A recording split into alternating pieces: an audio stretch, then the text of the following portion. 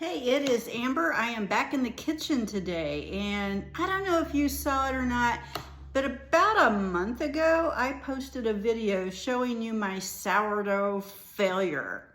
It was terrible. That was probably about a month ago. I have been working on trying to create a good loaf of sourdough bread for almost 2 months. It took a month just to get a good starter going. And since then, I have been baking bread regularly, at least 2 or 3 loaves every week, trying to get that perfect or close to perfect, that good sourdough loaf. I might have done it. I don't know.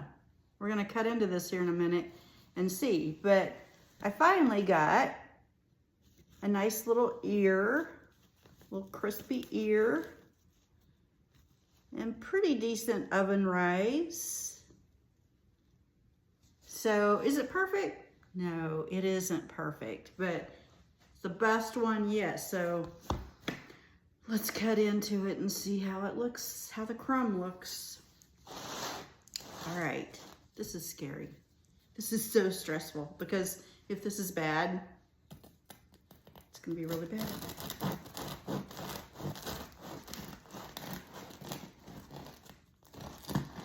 I'm scared to look. Okay, moment of truth.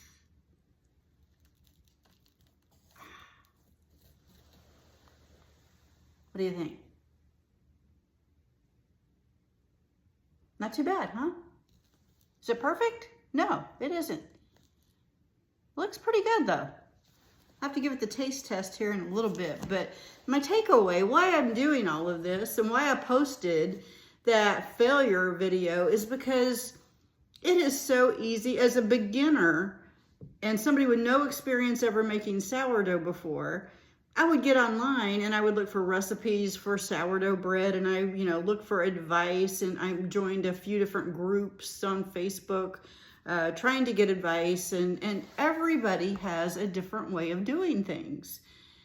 And everybody tends to think that their way is the right way.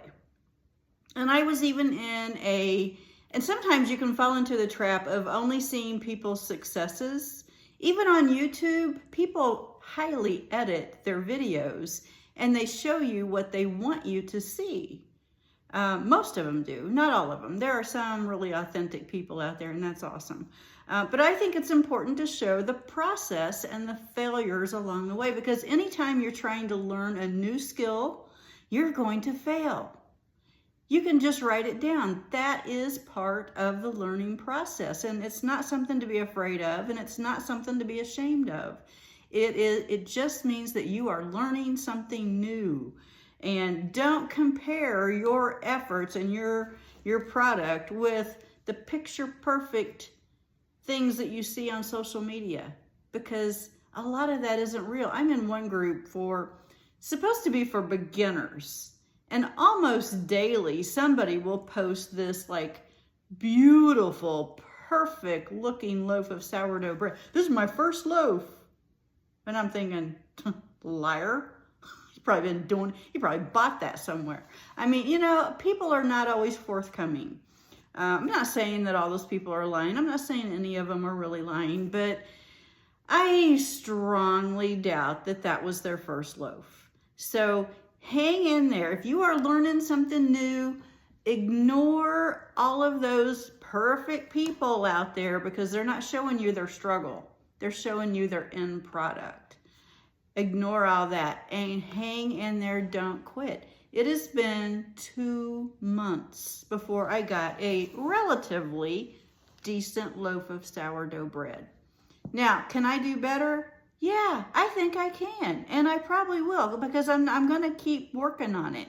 I probably need to change up the bake temperature a little bit. There's probably things I can do to make this better. This is good, but I can do better, right? And I will keep on working. Don't quit. Just don't quit. Keep on training. You will get there as long as you don't quit. All right? So go make it a good day. Don't compare yourself with other people. They're not telling you the truth. They're not being real. Most of them aren't. So don't compare yourself. Keep trying. You'll get there. And then you'll be posting beautiful pictures too, just like everybody else.